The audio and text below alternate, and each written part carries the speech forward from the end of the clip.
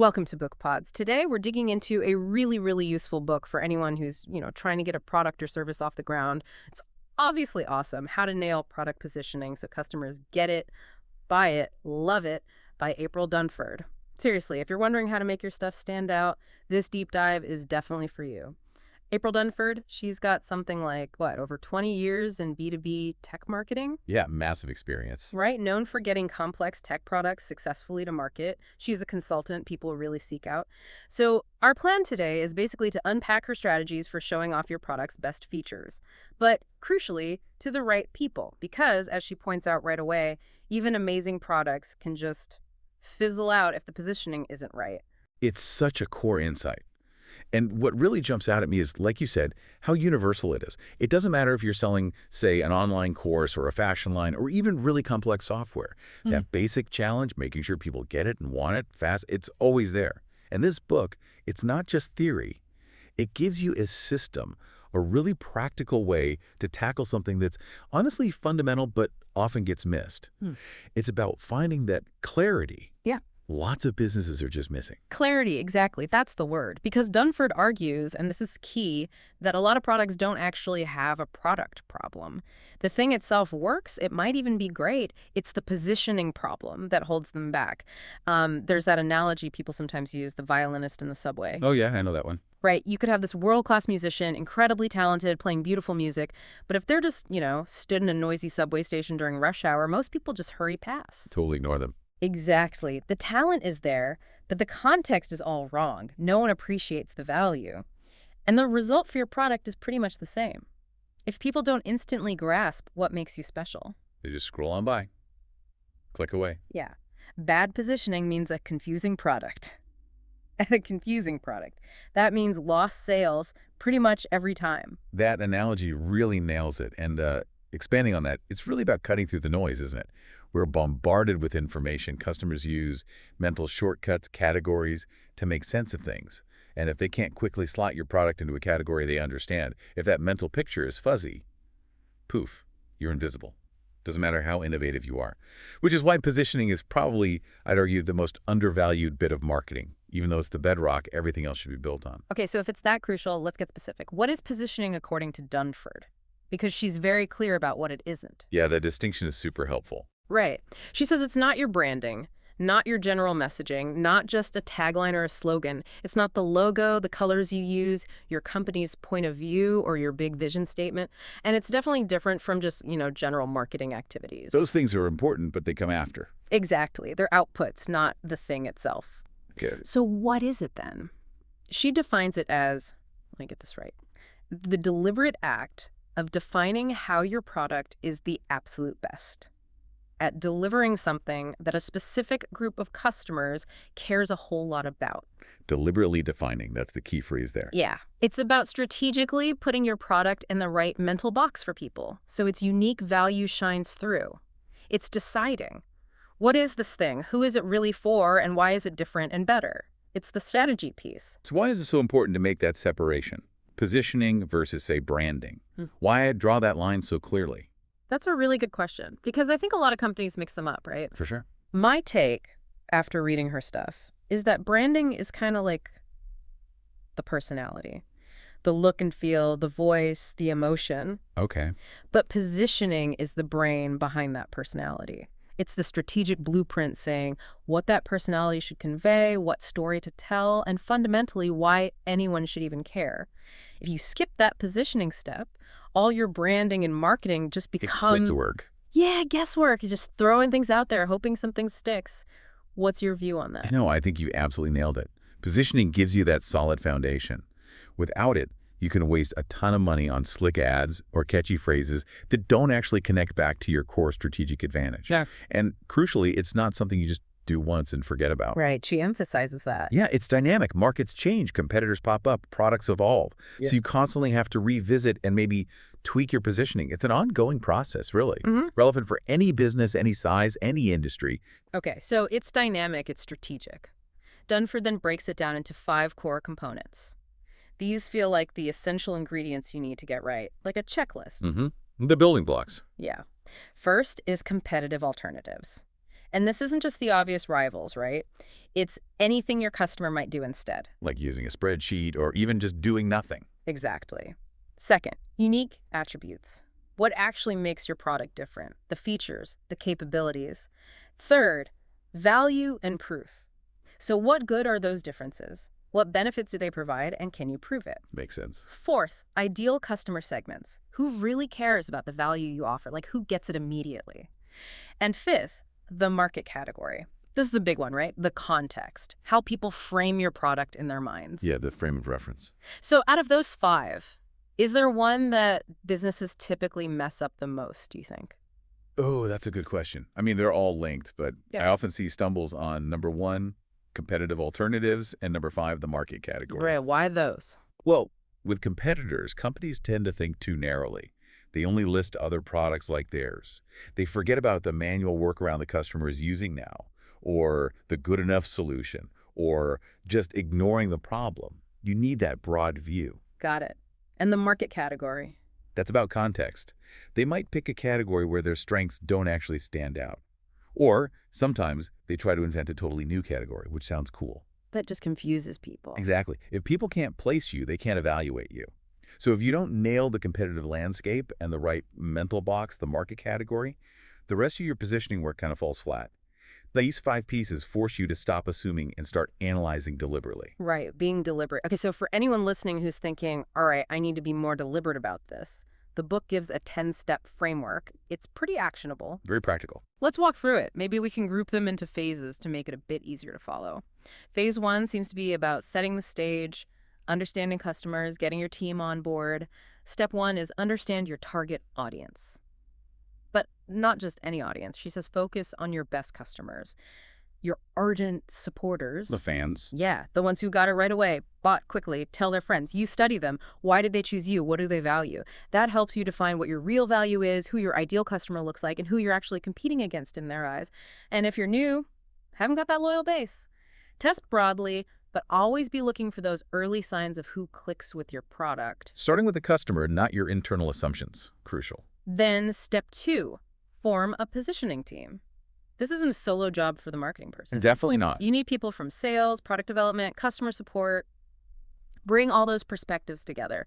The goal is to get everyone aligned on the same understanding, the same strategy. And step 3 is interesting. Create a new positioning vocabulary. What does that mean exactly? It's about agreeing on terms, sure, but more importantly, it's about consciously ditching old biases or internal jargon. Like, maybe everyone internally calls a feature by one name, but customers understand it differently.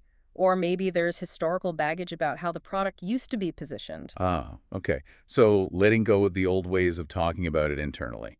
Yeah, being open to a fresh perspective based on what you learned in step 1. Can you maybe give an example of that vocabulary shift? Sure. So this whole first phase is vital, right? It forces you to look outwards. For that vocabulary shift, imagine a company always talked about their software having robust asynchronous processing. Sounds impressive internally, maybe. It means nothing to a customer. Right. After doing the work, the new vocabulary might be run massive reports in the background without slowing down your computer so you can keep working. Ah, okay. Focus on the outcome, the benefit. Exactly. From tech speak to value speak. Getting the whole team using that kind of language makes your message consistent and way more powerful. That makes perfect sense. Okay, phase 2, mapping the landscape. This is about competitors and value. Step 4 is understand competitive alternatives. And like we said, think broadly, not just the direct competitor products. What else are people doing? Spreadsheets, hiring an intern, sticky notes, doing nothing. The real competition. Yeah. Ask, if my product vanished tomorrow, what would my best customer actually do? That really shifts your thinking. Then, step 5, isolate your unique attributes. What makes you different and better than all those alternatives? Get specific. List the features, the capabilities. Maybe it's faster, maybe it's easier to use, maybe it integrates uniquely. And crucially, you need proof. Right? Yes, absolutely. Validate these differences. Facts, data, customer testimonials, third-party reviews. Don't just claim it, back it up. And then step 6, which feels really important. Map unique Attributes to value. Don't just list features. Translate them into customer benefits. The so what factor. Exactly. So the feature is high megapixel camera. The benefit is sharper images. The deeper value is photos you can print big or zoom into, preserving memories clearly. You need to find those key value clusters that matter to your ideal customers. Can you give another quick example of that mapping? Yeah, definitely. This is where you connect the dots for the customer. Let's say you have accounting software with a feature for automatic bank reconciliation.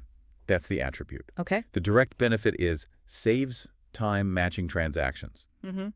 But the value for the small business owner, that might be less time wasted on bookkeeping, more time to focus on growing the business, or maybe peace of mind knowing the books are accurate, reducing stress at tax time. Ah, connecting it to their bigger goals or pains. Precisely. It answers that crucial question. Mm. Are you just selling features, or are you selling a solution to a real problem? That's the difference in their mind. That value piece is huge. Okay, final phase, phase 3, completing the journey, finalizing and communicating. Step 7 is connect with the most appreciative segments. Now that you know your value, who cares most? These are your best fit customers, the ones who get it quickly, see the value immediately, and become your biggest fans. Laser focus. Yeah, Dunford advises starting narrow. Focus all your energy on winning over that specific segment first. You can broaden out later once you have traction. Then step 8, another big strategic choice. Choose the right market frame of reference, your market category. Deciding where you play. Exactly. How do you want people to categorize you? Are you going head to head with the big players in an established market? Like, we're a better CRM than Salesforce. Or are you carving out a niche? We're the best CRM for freelance photographers. Or maybe you're creating a whole new category. Like, instead of project management software, you position yourself as a workflow automation platform for creative teams. That changes the whole comparison set. Totally. The category you pick should instantly highlight your unique strengths. It sets the rules of the game. And if you pick the right game, you can position yourself to win it. Choose the wrong one. You're fighting uphill, like you said earlier. Or worse, people don't even know what game you're playing. Right. And sometimes companies miss the chance here. They might think they're just a better version of something old, when actually they've created something fundamentally different. Framing it as different in a new category can be way more powerful than just saying better. That different versus better idea is really powerful. Okay, step 9 is optional, but potentially useful. Leverage trends strategically. If there's a big trend happening like AI or sustainability or remote work, and it genuinely connects to your product's value, You can ride that wave a bit. yeah, it can make you seem more relevant, more timely. But the warning is, don't let the trend become your positioning. It should just shine a spotlight on your core value, not replace it. Good point. Don't chase trends blindly. Right. And finally, step 10, capture your positioning in a detailed document. This isn't just a quick email summary. It's a proper blueprint. It guides everything. How sales talks about the product, what marketing messages you use, what features product development prioritizes, even how you price it. A single source of truth. Exactly. And crucially, as we touched on, it needs to be a living document. You have to revisit it, revise it as the market changes. For sure. It's not static. So why is that constant revision so critical? What does it say about positioning itself? That's a great question to pause on. I think she stresses it because markets are never static, are they? Never. New competitors arrive, customer needs shift, technology moves on, the economy changes. If your positioning just sits there gathering dust, it quickly stops reflecting reality. So it tells us positioning isn't a set it and forget it's task. It's an ongoing strategic discipline. You always have to be watching, listening, and ready to adapt. It mirrors the dynamism of the market itself. Couldn't agree more. It has to be agile. Sticking to outdated positioning is how companies become irrelevant, even if their product is still good. That document keeps everyone aligned with the current reality. Okay, so wrapping this all up. After going through Dunford's ideas in obviously awesome, what's the big takeaway for you listening? The ultimate goal isn't just to be awesome. It's to be obviously awesome, but only to the right people. Yeah, that's a great way to put it. Good positioning actually pushes away the wrong customers, so the right ones feel like, wow, this was made exactly for me. Remember, the book isn't about inventing a great product from scratch. It's about making sure the greatness you've already built gets recognized by the people who matter most. So by engaging with these ideas, you're building some really crucial skills. Strategic positioning, picking the right market category, getting your messaging clear, segmenting customers effectively, really communicating value. Building a brand people just get Yeah. instantly. And fundamentally, I think this book is just about clarity, pure and simple. In today's world, there's so much noise. Clarity cuts through, clarity wins. It helps you stop being just another option, another commodity, and become something your ideal customers see as essential. And it's worth mentioning, the book itself is super accessible, easy to read, no jargon, lots of practical exercises you can actually use. Absolutely. We really hope you enjoyed exploring Obviously Awesome with us today. Following April Dunford's approach, this systematic way of thinking can genuinely transform how your product shows up in the market and connects with customers. It really can lead to more sustained success. So maybe a final thought to leave you with. Think about your own product or service. What if you focus less on being just incrementally better than your competitors and more on clearly articulating how you are fundamentally different in solving a specific problem for a specific group? How might reframing that distinction from better to different change your entire strategy? Something to chew on. Thank you for joining us on Bookpodz. We'll see you next time.